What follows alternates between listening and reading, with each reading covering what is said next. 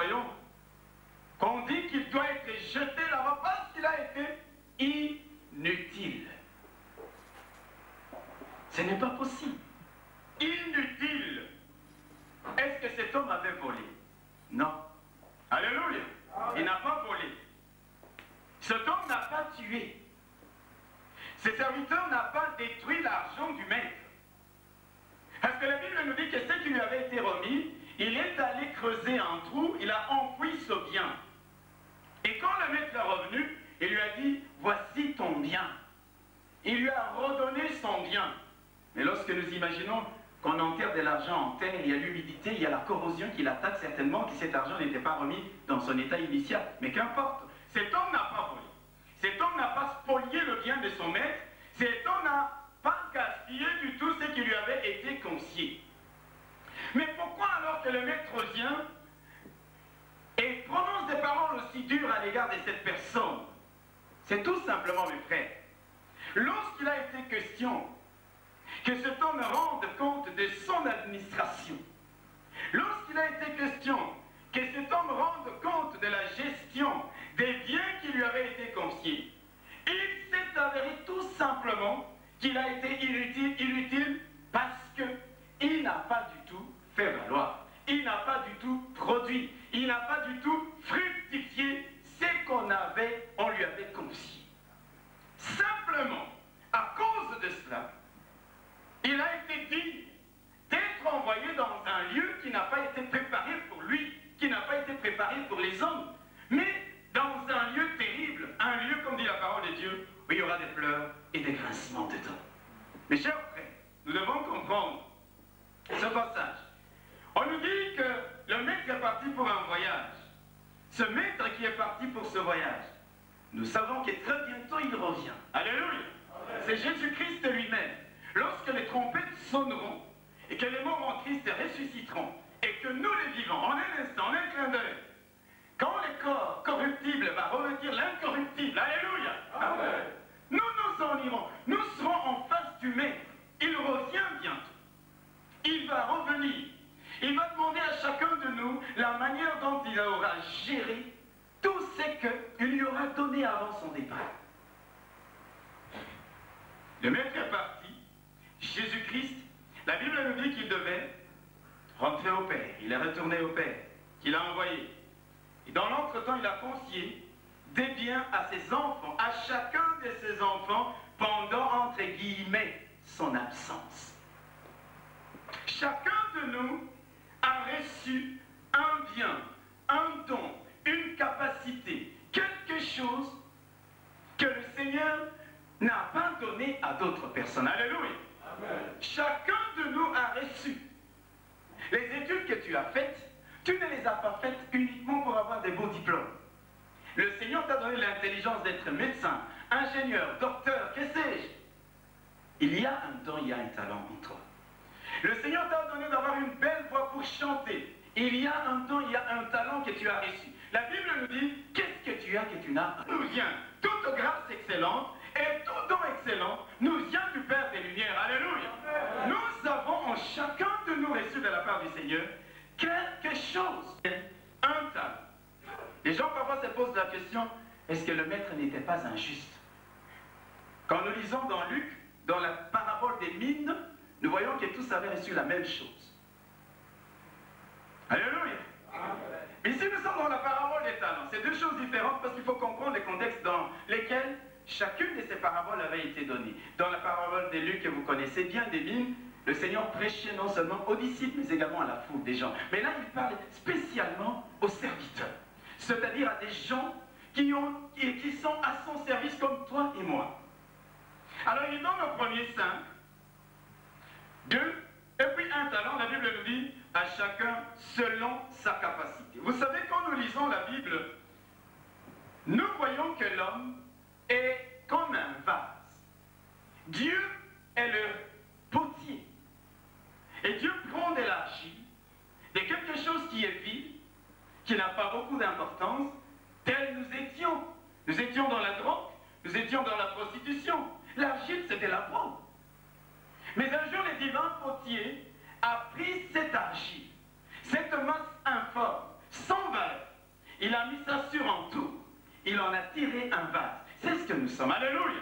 La Bible nous dit que nous sommes donc des vases. Et quand Dieu fabrique des vases, il ne fabrique pas des vases de la même capacité ou de la même contenance. Il peut fabriquer un grand vase. Il peut en fabriquer un petit ou encore un plus petit. Mais chacun de ces vases, lorsqu'on doit par exemple les remplir, le premier peut être très grand. Quand il est rempli avec 6 litres, il est content parce qu'il y a 6 litres. Alléluia. Amen. Le plus petit ou le moyen, lorsqu'il est rempli avec 4 litres, il est déjà plein avec 4 litres. Un autre, même s'il est rempli de 50 millilitres, du moment qu'il est rempli. Alléluia. Amen. Il n'y a pas du tout d'injustice dans la manière dont Dieu donne des talents ou des dons. Pas du tout. À chacun selon sa capacité. Comment on dit en français? Là où le contenance. Je ne sais pas très bien. Sa contenance. Merci frère. Alléluia. Vous savez, la langue de Voltaire, c'est très compliqué. Donc il n'y a aucune injustice dans la manière de donner. À chacun selon sa contenance. À chacun selon sa capacité. Et le Seigneur l'a donné. Donc si moi je n'ai reçu que 2 litres, c'est peut-être parce que le Seigneur a vu que Denis ne peut être rempli qu'avec 2 litres. Alors Denis se réjouira parce que déjà avec 2 litres, il est plein. Alléluia. Et si le frère Mouloua n'est rempli qu'avec 15 litres, il ne dira pas au frère Emmanuel, pourquoi est-ce que le Seigneur a rempli chez toi avec 30 litres. Alléluia. À chacun selon sa capacité. Il est le potier. Il a fait de nous des vases. Et la Bible dit, nous portons dans ces vases d'état quelque chose de précieux. Parce que le Seigneur a mis en nous, non seulement des dons naturels, mais également son esprit, qui nous rend capables de faire des choses que normalement nous sommes incapables de faire. Et pourquoi Dieu nous a-t-il déversé en chacun de nous? Est-ce son esprit? Est-ce pour que nous puissions simplement venir et chanter en langue et louer en langue? Non, c'est bien plus que cela. Quand vous lisez l'Ancien Testament, vous remarquerez que Dieu accordait le Saint-Esprit à des personnes déterminées pour des occasions particulières, à des moments déterminés pour accomplir une œuvre bien déterminée. Mais il a dit dans le dernier temps, je vais répandre de mon esprit sur toute chair. Chacun de ses serviteurs, oh j'allais dire encore chacune de ses servantes, mais les dames ne sont pas là, alléluia, a reçu l'onction et l'esprit de Dieu selon sa contenance, selon sa capacité. En d'autres termes, le serviteur qui n'avait reçu qu'un talent n'était pas du tout déconsidéré aux yeux de son maître. Alléluia. Non. Le serviteur qui a reçu 2 talents n'était pas non plus du tout déconsidéré ou jugé inférieur par son maître. Parce qu'il n'avait reçu que 2, ou parce qu'il n'avait reçu qu'un et que l'autre en avait reçu 5. Loin de là, à chacun selon sa capacité. Tous les 3 serviteurs étaient connus du maître. Amen. Ils étaient connus du maître. Ils étaient tous à son service. Ils avaient mérité la confiance du maître pour que le maître puisse partir pour un long voyage et laisser l'administration de ses biens à ces gens-là. Ce n'est pas un hasard. Il avait conscience dans ces personnes-là. Quand vous lisez la Bible, vous allez remarquer qu'à cette époque-là, le salaire moyen qu'on donnait à une personne qui venait de travailler était de combien? De 1 denier par jour. Amen. Or, on nous dit que le 3e, c'est-à-dire celui qui avait reçu la plus petite somme, a reçu 1 talent. 1 talent, c'est l'équivalent de 6000 deniers. Si vous divisez, vous faites des petits calculs très rapidement, vous allez remarquer que celui qui n'avait reçu qu'un talent avait reçu le salaire de 17 ans. Un salaire moyen de 17 années. Alléluia. Imaginez le salaire moyen d'un Belge. Je ne sais pas ce que ça coûte.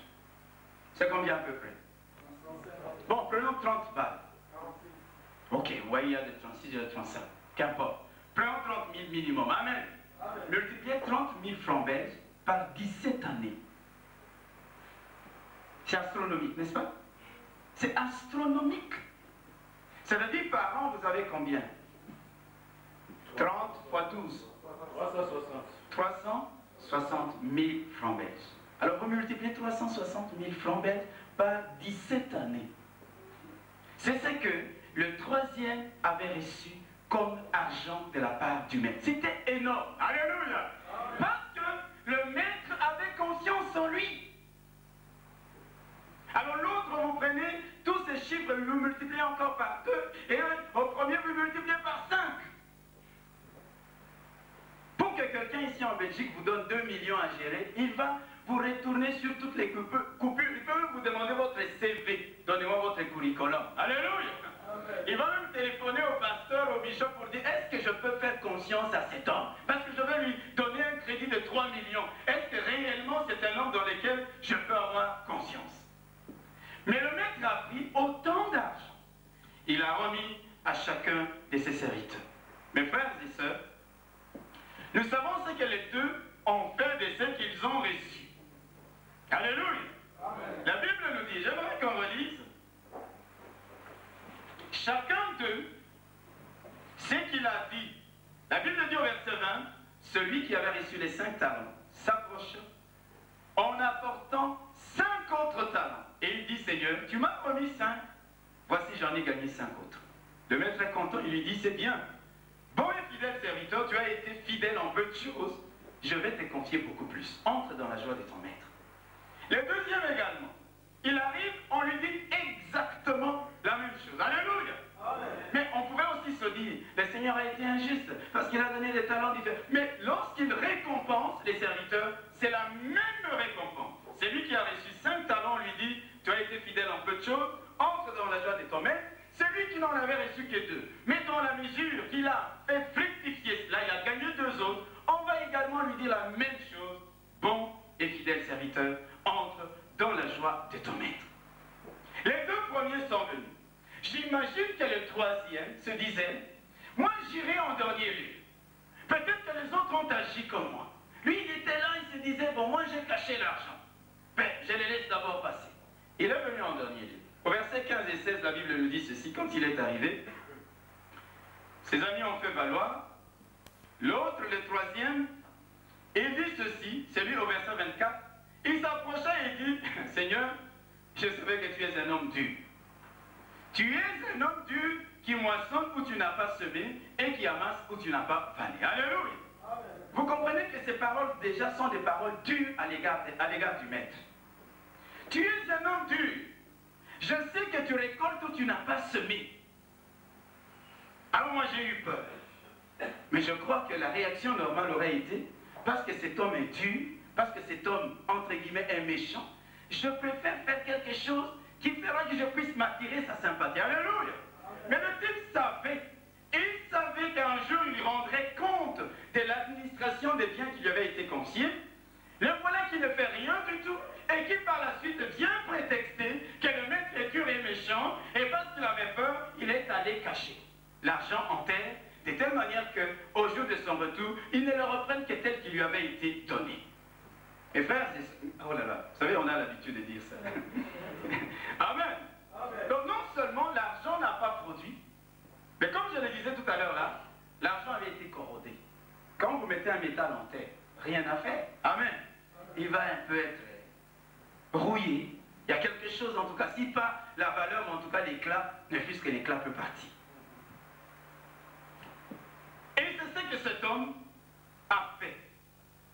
C'est une manière de dire qu'on ne peut pas rendre à Dieu, dans son intégralité, les biens, les dons, les talents que nous avons enfouis, que nous gardons, que nous ne faisons pas valoir. Parce que déjà ne pas les faire valoir est une manière de les dissiper. Alléluia. Ne pas faire valoir le don ou le talent que nous avons reçu de Dieu est déjà une manière de dissiper ces dons ou ces talents. Vous savez, beaucoup de chrétiens que nous sommes, nous allons être surpris à la fin de notre vie lorsque nous aurons à rendre compte de la gestion de notre vie. Parce que c'est un don qui vient de Dieu. Comment tu as géré ta vie? Alléluia. Nous aurons à rendre compte de la manière dont nous aurons eu à gérer nos familles, nos enfants, nos épouses, l'Église. Parce que nous avons reçu de la part du Seigneur quelque chose, quelques dons qui permet que nous soyons chefs de famille, que nous soyons chefs d'entreprise, que nous soyons pasteurs, que nous soyons responsables. Et dans l'idée de Dieu, c'est que chaque responsable, chaque serviteur est appelé à produire et à fructifier. Alléluia. Amen. Et beaucoup de gens loué le Seigneur, qui ont été dans les contacts du Seigneur, qui ont été aimés, et qui ont aimé, qui ont été connus, et qui ont connu le Seigneur. C'était les serviteurs qui étaient là. Il était toujours en contact avec son maître, recevoir autant d'argent, mais c'était incroyable. Mais à la fin de sa vie, on lui dit, monsieur, vous n'avez pas fait ce que vous devriez faire, et non pas que l'on va comme ça vous dire, ok, vous avez remis votre argent, votre talent, on vous laisse tranquille. On dit, non, on va d'abord te remplir ce que tu as, on le donne à quelqu'un d'autre. Alléluia. Et bien plus, on ne s'arrête pas là. On va te prendre et on va t'envoyer dans un lieu où toute ta vie, toute l'éternité, tu la passeras dans les pleurs et dans les grincements des dents. Ça, c'est à la fin du temps. Comprenons ceci, dans le langage de la Bible, dans la pensée de Dieu, lorsqu'une personne est inutile, Dieu n'a que faire de cette personne. Alléluia. Lorsque quelqu'un est inutile, il a reçu quelque chose de la part de Dieu, mais qu'il est inutile, il ne produit pas, il ne fait pas fructifier. Non seulement au dernier jour, il entendra le Seigneur lui dire, quand l'envoie dans les lieux arides, dans les lieux où il y a pleurs et grincements dedans, mais dans l'entretemps déjà, il sera retranché de la communion de Dieu, de la présence de Dieu. Dieu n'attendra pas que la fin des temps pour rétribuer les hommes qui sont inutiles. Alléluia. Il n'attendra pas que les jours du jugement, il n'attendra pas que le... Déjà maintenant, lorsque une personne est inutile, il sera retranché. Regardez un peu dans Luc. Il y a un passage que j'aime beaucoup dans Luc, en rapport avec ce que je suis en train de dire. Luc au chapitre 13, versets 6 à 7.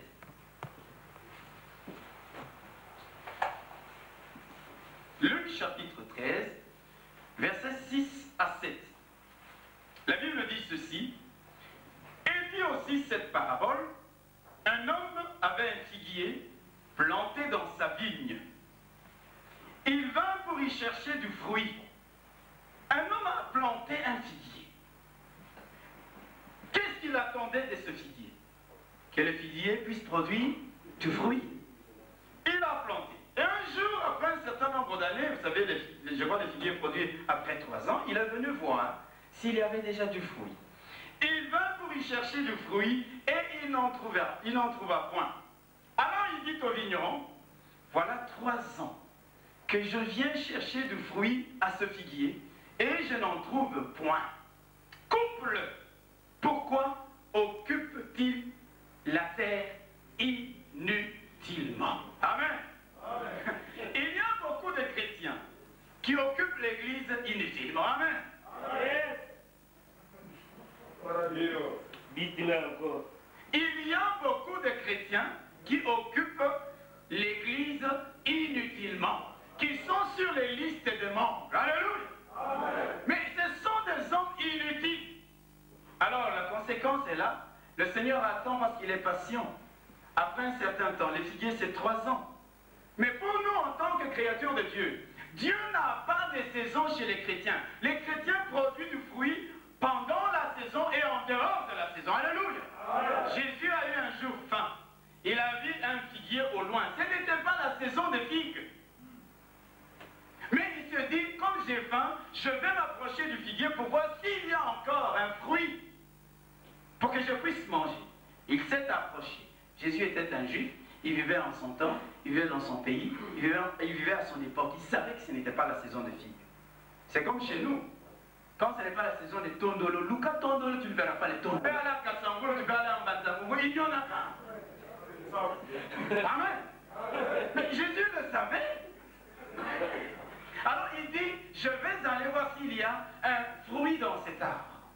Quand il arrive, il regarde, il n'y avait rien du tout. Mais Jésus pouvait dire, ok, ce n'est pas grave, bon, j'aurais bien voulu qu'il y ait un fruit, de toute façon, ce n'est pas la saison, reste peinard, moi je m'en vais. C'est ça que le Seigneur a fait? Non. Il a dit au figuier, plus personne ne mangera de ton fruit. Et le lendemain matin, la Bible nous dit que tout avait complètement séché. Parce que le figuier, c'est l'image même du chrétien, que le Seigneur a placé sur cette terre pour produire du fruit. S'il est inutile, s'il ne produit pas du fruit. Il est déjà sous la coupe, le jugement de Dieu. Alléluia. Il y a des chrétiens qui sont dans les églises. Il y a des serviteurs qui sont dans les églises qui ne font absolument rien. Ils ne savent pas que sur le plan parfois spirituel, ils sont complètement déjà desséchés. La question est de se dire, est-ce que je suis réellement utile ou bien je suis inutile? Parce que si je le suis, je serai coupé. Je serai retranché de la communion de Dieu. Je serai retranché de la force et de la puissance de Dieu. Je ne serai plus bénéficiaire des bénédictions de Dieu. Parce qu'un arbre qui produit, la Bible dit on va l'émonder pour qu'il produise encore beaucoup de fruits. Alléluia. On viendra, on va bâtir une petite haie tout autour, on va l'arroser, on va mettre de l'engrais, on va mettre du compost pour que ça produise davantage de fruits. En d'autres termes, celui qui produit produira toujours plus. Alléluia. Si quelqu'un va mettre son talent en terre en disant « Oh, moi je ne ferai rien », nous allons y arriver tout à l'heure, il est retranché parce qu'il est inutile. Frère, tu es un homme. Moi quand j'ai lu la Bible, oh, vous savez, en Christ il n'y a ni homme ni femme. Mais la plupart du temps, lorsqu'on parle, on voit les hommes, c'est aux hommes qu'on a confié des grandes missions. Ce sont ces hommes qui sont allés un jour en déportation, au retour, ils sont venus visiter Jérusalem qui était en ruine. Ils voient qu'il n'y a plus les murailles. Ils se disent, nous allons nous lever pour bâtir les murailles de Jérusalem parce que l'ennemi peut rentrer n'importe comment. On regarde la maison de Dieu, le temple de Dieu, il est complètement détruit. On se dit, nous devons faire quelque chose. Ce sont toujours les hommes. Alléluia. Des hommes qui ne sont pas inutiles. Des hommes qui se lèvent parce qu'ils savent qu'en étant utiles au Seigneur, le Seigneur va leur ajouter encore grâce sur grâce et bénédiction sur bénédiction. Alléluia. Donc Dieu attend de nous que nous soyons des hommes qui produisent. Quand nous regardons nos églises, qui font plus, sincèrement? Les femmes. Alléluia. Amen. Les femmes. N'est-ce pas? Oh, souvent quand nous disons ça, les hommes disent là, dans leur fort intérieur, tout le temps ce sont les femmes, ils les éloges aux femmes. Mais parce que c'est la réalité. Amen. Amen. Ce sont les femmes qui font plus. L'homme est maintenant là derrière et la femme est devant. Je ne dis pas que c'est mauvais. Mais l'homme doit se lever. Non pas, je dis bien, non pas pour faire concurrence à la femme, mais pour se dire, si je suis inutile dans l'église, je serai coupé de la communion avec le Seigneur. Alléluia. Amen. Je serai retranché de la présence de Dieu. Je serai envoyé dans un lieu de pleurs et de grincements dedans lorsque le Seigneur viendra. Vous savez, le troisième serviteur, qui n'a reçu qu'un talent. Nous pouvons nous imaginer pourquoi est-ce qu'il n'a pas fait fructifier ce talent-là. Peut-être parce que lorsqu'il a comparé avec les autres, il a vu que les autres avaient 5, les 2, et puis lui, on lui a donné qu'un 1. N'ayant pas compris que dans la pensée de Dieu, il n'était pas sous-estimé, il n'était pas négligé, mais qu'il avait reçu en valeur relative la même part que les 2 autres serviteurs, il a négligé ce qui lui avait été remis. Alléluia. Amen. Beaucoup de chrétiens négligent le don qu'ils ont reçu parce que quand ils voient un autre, celui-là il prêche, celui-là il conduit la chorale, celui-là il est bishop, celui-là il est le responsable de l'intercession et lui on lui demande de balayer la salle par exemple. Il dit non, ça c'est tout à fait injuste. Alors il va négliger ce don. Alléluia. Mes frères, la Bible dit que celui qui exhorte s'attache à l'exhortation, celui qui balaye s'attache à balayer. Parce que tous font exactement le même service aux yeux du Seigneur. Amen. Si toi tu balayes, que tu es régulier dans ton service. Amen. Amen. Si toi tu es préposé à donner la Sainte Seine dans ton église, même si jamais le pasteur ne t'a donné l'occasion de venir prêcher, sois fidèle dans ce que tu fais. Amen. Parce que c'est ça le don, le talent qui t'a été donné. Tu n'es en rien du tout inférieur à celui qui se tient devant le peuple de Dieu pour prêcher ou pour conduire la louange ou pour conduire les cultes. Il y a beaucoup de chrétiens qui négligent ce qu'ils ont reçu de la part de Dieu, qui sous-estiment parce qu'ils se comparent à d'autres chrétiens. C'est la raison d'ailleurs pour laquelle dans les églises, bien souvent il y a des conflits entre les frères et parfois même avec le pasteur. Amen. Moi, j'ai entendu un jour, un pasteur me raconter une histoire terrible. Il est allé dans un pays d'Asie. Il devait prêcher en anglais et l'interprète devait interpréter dans la langue maternelle du village. Alléluia. Tout le monde dans la salle ne connaissait pas l'anglais. Il n'y avait que l'interprète qui connaissait et l'anglais et la langue maternelle du village. Alors les types, c'est un message qu'il avait prêché plusieurs fois, un message puissant. Quand il le prêchait, le peuple de Dieu était là brisé, les gens pleuraient, les gens se répandaient. Et ces jours-là, il prêche, il prêche, il prêche. Il sent que ça ne passe pas. Il dit, mais Seigneur, il y a quelque chose qui ne va pas. Il termine sa prédication, il rentre à l'hôtel. Et puis, le soir, il voit un monsieur venir. C'était l'interprète. L'interprète entre. Il dit, pasteur, j'ai quelque chose à vous dire. Ah, mon frère, ok. Entrez. Il entre là et puis il commence à parler. Il dit, vous savez, mon frère, c'est le pasteur qui parle. Vraiment, j'ai été peiné. Vous savez, ce message-là, je l'ai souvent prêché dans d'autres églises. C'est un message puissant, merveilleux. Mais je n'ai pas compris comment la foule était comme ça. Il n'y a pas eu de conversion, rien du tout. Le type qui lui dit, mais pasteur, je suis venu justement en rapport avec ça. Je viens me confesser. Parce que quand vous étiez en train de prêcher votre message, ce que j'ai interprété, ce n'était pas votre message, mais mon message à moi. Parce que le pasteur de l'église ne m'avait pas donné l'occasion depuis longtemps de prêcher.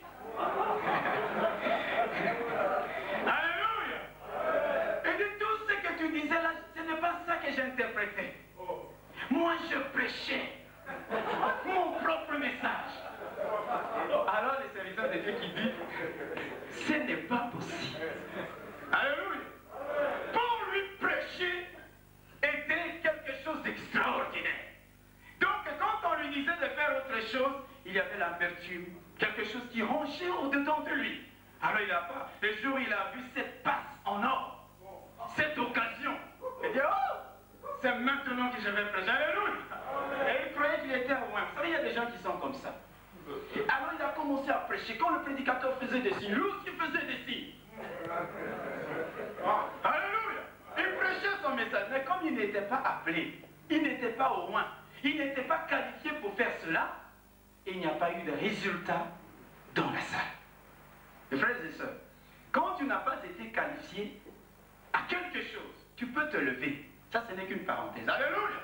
Tu peux te lever, tu vas t'époumoner, tu vas travailler. Comme disait Esaïe, j'ai conçu. Je suis passé par les douleurs de l'enfantement et quand j'accouche, c'est du vent. Il y a des gens comme ça. Il va planifier, il va imaginer, il va jeûner, il va prier. Quand il accouche, que du vent. Pourquoi? On n'a pas été qualifié. On n'a pas été appelé à ça. Alléluia. Le premier donc s'est dit, en se comparant aux autres, non, non, non, je ne fais rien. Il a été injuste le maître. Il n'a pas compris. Ou bien alors par paresse. Je dis, ok, le type il va pour un lointain voyage. Je ne sais pas quand est-ce qu'il va rentrer. Eh bien, bon, moi je me repose bien tranquille. Ça fait, c'est pas toujours facile de chercher à gagner, à gagner, à gagner. Et il y a beaucoup de chrétiens qui sont comme ça. Ils sont paresseux. Ils passent leur temps à attendre que tout leur soit donné, accordé, que la bénédiction lui tombe. Il ne fait aucun effort. Il paresse, il sommeille et il attend que tout lui soit donné. Il a agi ainsi par paresse, probablement. Alléluia. Amen. Ou bien alors par peur de prendre des risques. Vous savez, faire fructifier de l'argent, chercher à gagner plus, exige que l'on prenne certains risques. Vrai ou faux? Quand tu dois commencer l'œuvre de Dieu, c'est un risque que tu dois prendre. Parce que tu ne sais même pas si ça va grandir. Mais je vais te dire une chose. Si Dieu t'a appelé, amen. Si Dieu t'a mis à part pour cela, tu peux prendre le risque avec Dieu. Parce qu'un risque avec Dieu n'est plus risque. Alléluia. Le maître, quand nous prenons des risques pour le maître, pour l'œuvre de Dieu, ce n'est plus un risque si réellement, un jour, il nous a appelés. Si réellement, un jour, il nous a dirigés dans une qualification, dans une direction bien déterminée. Ce type, le maître l'avait choisi. Pourquoi le maître lui a-t-il confié autant d'argent? Parce qu'il l'avait qualifié. Il l'avait choisi dans une direction bien déterminée. Mais le type a eu peur de prendre des risques. Dieu cherche des hommes, alléluia, des serviteurs qui prennent de risques pour son œuvre. Amen. Il y a des moments, vous savez, même pour donner la dîme dans les églises, c'est très compliqué. La dîme devient comme un risque que nous prenons. C'est pas croyable. Alléluia. Mais si tu le vois comme un risque, prends ce risque-là avec Dieu. Amen. Prends le risque avec Dieu. Et tu verras qu'un risque avec le Seigneur, ce n'est pas un risque, c'est une assurance. Alléluia. Amen. Quand je vois l'histoire du Titanic, le capitaine du bateau, lorsqu'il quittait l'Angleterre, qui disait « Ce bateau est insubmersible, même Dieu lui-même ne peut pas le couler. » Vous savez qu'il a dit ça? Le capitaine du bateau, il a dit ça. Il dit même Dieu lui-même ne peut pas couler ces bâtiments. Un petit morceau de glace a suffi pour qu'en quelques heures, tout sombre. Il n'y a qu'en Dieu que nous avons les véritables assurances. Amen. Alléluia. Il n'y a qu'en Dieu. Quand nous prenons des risques avec Dieu, nous ne sommes plus dans le domaine des risques, mais nous sommes dans le domaine de l'assurance. Amen. Vous savez, quelqu'un me disait dernièrement, il dit, s'il y a des secteurs en Belgique qui produisent beaucoup d'argent, ce sont les banques et les assurances. J'ai dit, ok, il ne comprend pas, très bien. Quand je prends des risques avec Dieu, quand j'investis dans le royaume des cieux, alléluia, amen. Dieu ne nous donne pas des taux d'intérêt de 5 ou 6%. J'entends Crédit Lyonnais, Deutsche Bank et tout ça. Venez investissez, c'est bien pour l'argent du monde.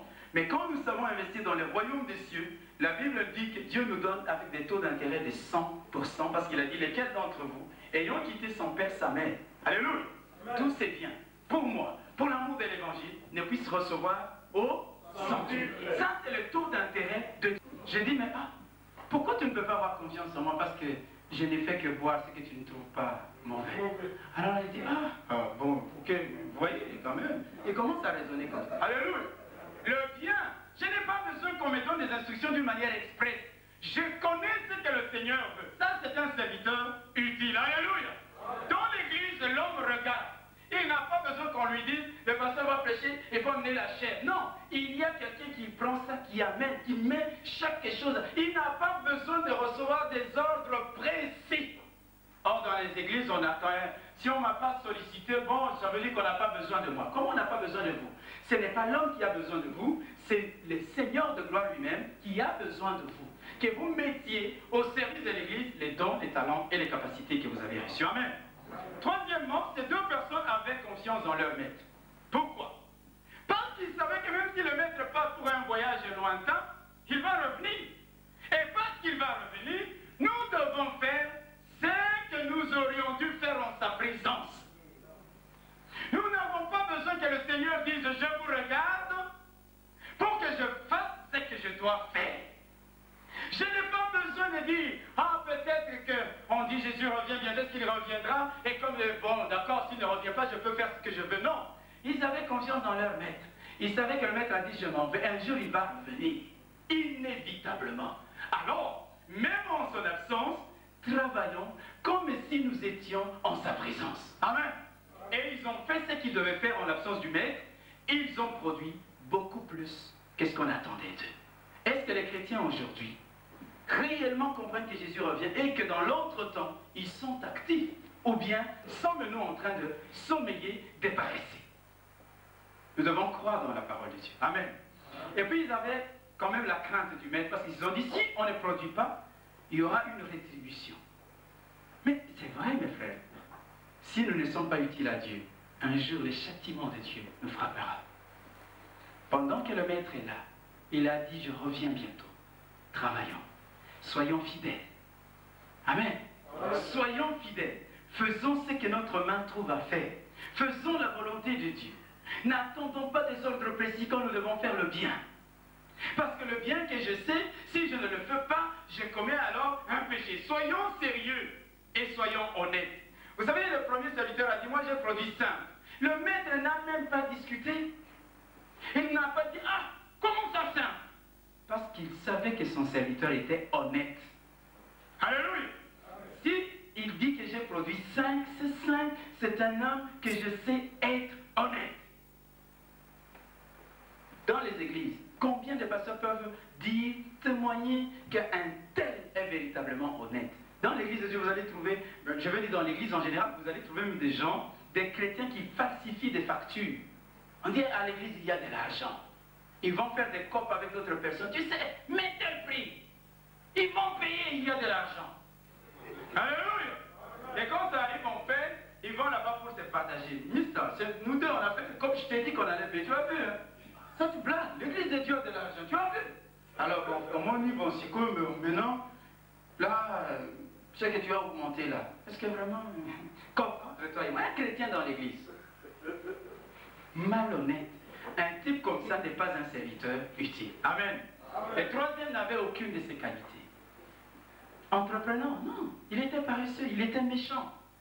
Il ne voulait pas prendre de risques. Mais quand nous voulons être, si nous voulons être utiles au Seigneur, nous devons posséder ces qualités-là. Savoir que le Maître va revenir. Alléluia. Travailler en son absence comme si nous étions en sa présence, comme ça. Croire dans ce qu'il a dit qu'il va revenir. Et utiliser ce qu'il nous a donné, les capacités, les dons et les talents, pour que nous puissions produire beaucoup plus. Vous allez être utile au Seigneur quand vous produisez du fruit. Alléluia. Nous allons être utiles au Seigneur lorsque nous allons accomplir des bonnes œuvres qui glorifient son nom. Vous connaissez l'histoire de Tabitha, la dame qui faisait des culottes, des caleçons aux enfants dans cette ville de Joppé, je crois. Amen. Quand elle est morte, je me demande parfois, le jour où tu vas mourir, est-ce que les gens vont vraiment te regretter? Alléluia. Quand cette dame est morte, on est allé appeler Pierre. Pierre a débarqué là-bas. On dit, Pierre, il y a quelque chose qui se passe ici. C'est terrible.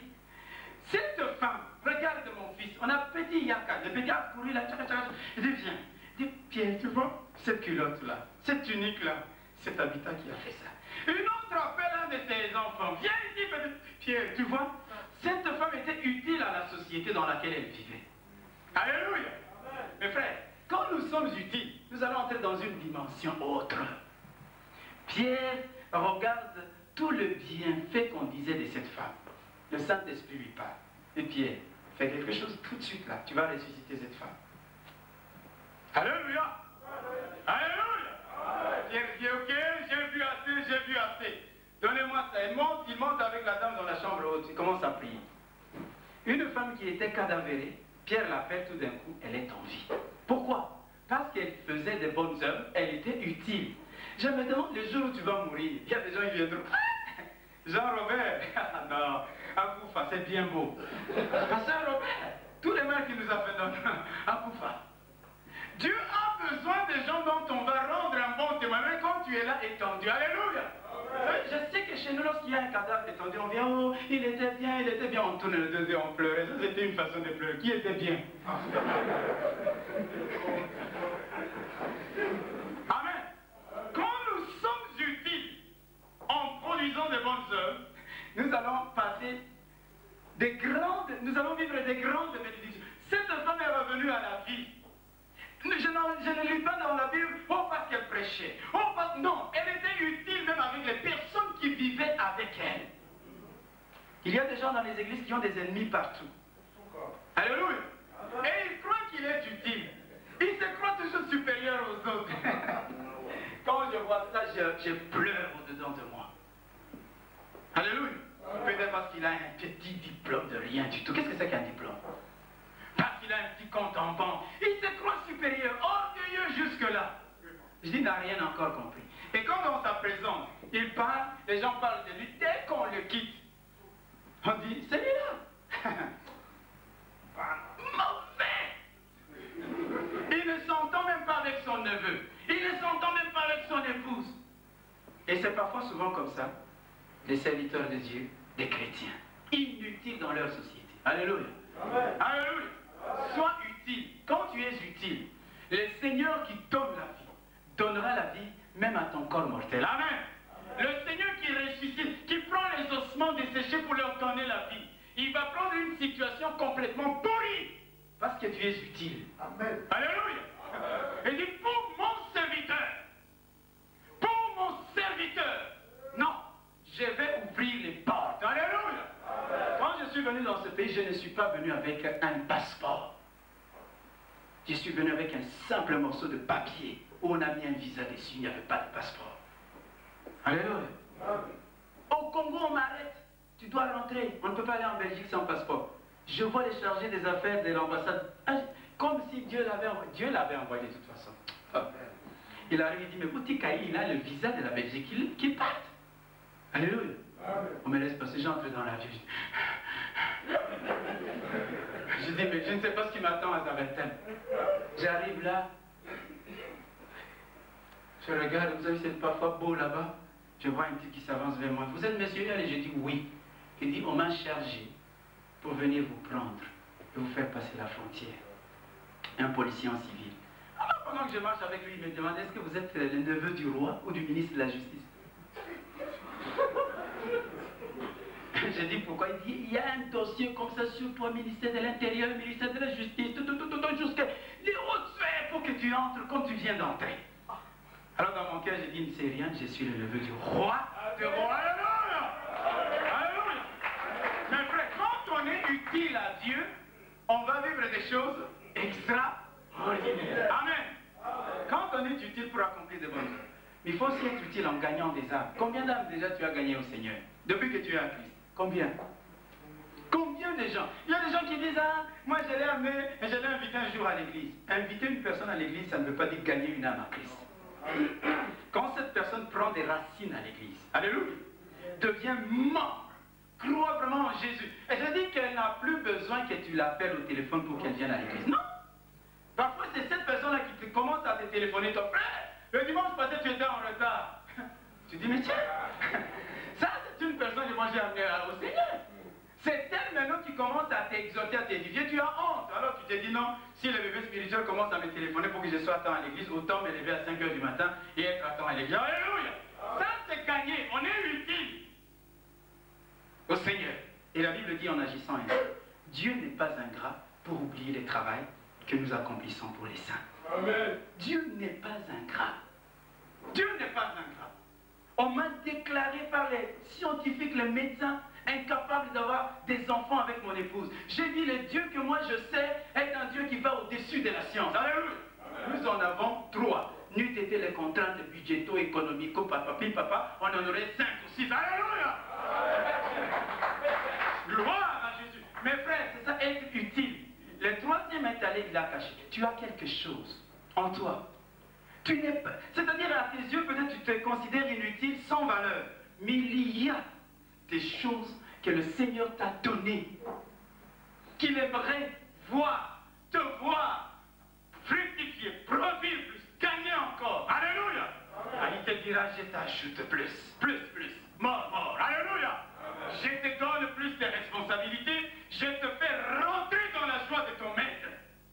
Un jour, c'est toi qui passerais ici pour dire, frère, c'est que tu prêchais l'autre jour, moi aussi j'ai vécu ce que c'est d'entrer dans la joie du maître. Parce que tu auras été utile. Mes frères, lèvons-nous. Alléluia. Lèvons-nous dans nos églises. Dieu n'a que faire des hommes inutiles. Dieu veut voir un peuple qui se lève, qui va conquérir la Belgique, qui va conquérir l'Anvers, qui va gagner des âmes, qui va dépeupler l'enfer. Alléluia. Si on te demande ton job, même si tu es chômeur, ne dis jamais je suis chômeur. Dis je suis dans l'import-export. J'importe les âmes de l'enfer, je les exporte vers le ciel. Alléluia! C'est ça, être utile au Seigneur. Un chrétien ne peut pas être un chômeur. Dans l'entreprise de Dieu, il n'y a pas de chômage. Amen. Amen. Amen. Dites amen avec moi si vous êtes d'accord. Mes frères, la Bible dit, tu as reçu quelque chose. Si tu ne fais pas, si tu ne fructifies pas ça, on va te le prendre. Ok? On va les donner à quelqu'un d'autre. Pour terminer, lisons Apocalypse chapitre 2, ça c'est l'avant-dernier verset, sans commentaire. Apocalypse chapitre 2, au verset 3, sans commentaire. La Bible dit ceci.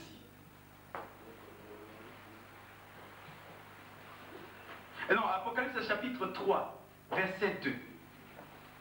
La Bible dit, sois vigilant et affermis le reste qui est prêt de mourir.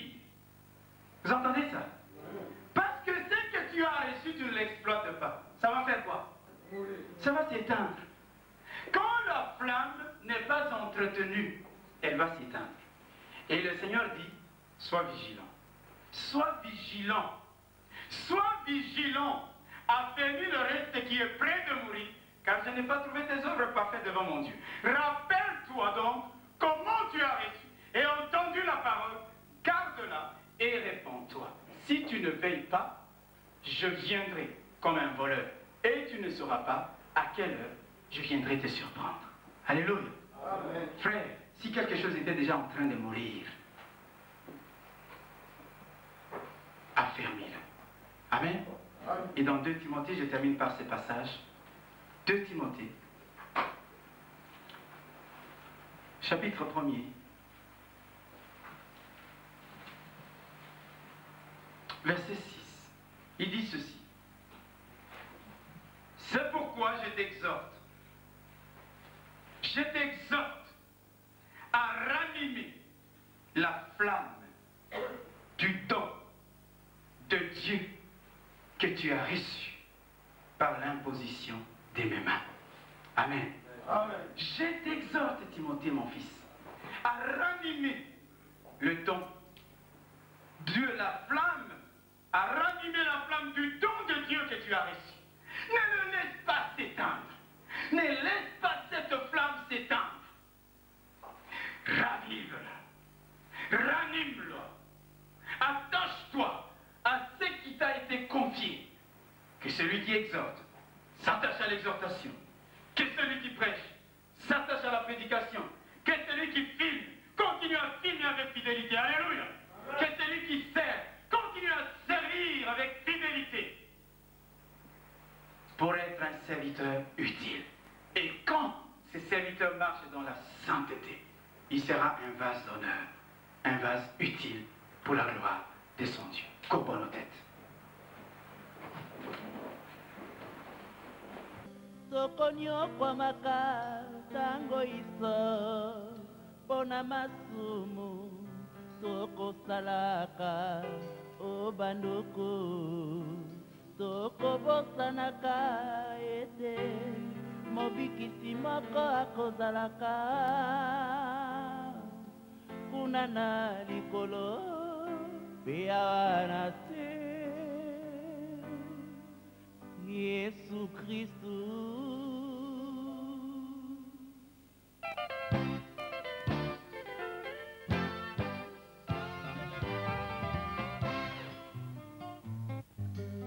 Oyo ezali merci na ngai epai ya Yesu.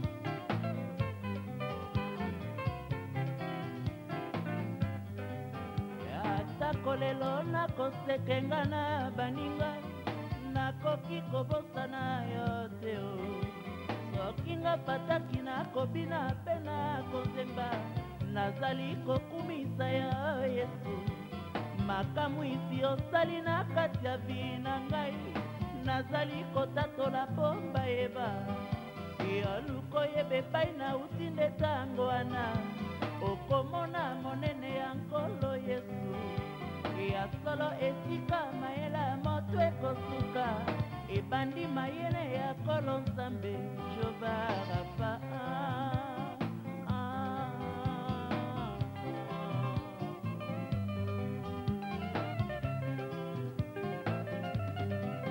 Nazalaki mokufi solo nde akotambola na masosali na pesa yo nini bozali bosambelaki mingi mpo na ngai me basusu balakelaki ngai nakufa na kombo na yo Yesu nalimbisa bango po bolingo ezali na kati ya pardon mingi bakamwaka lelo soki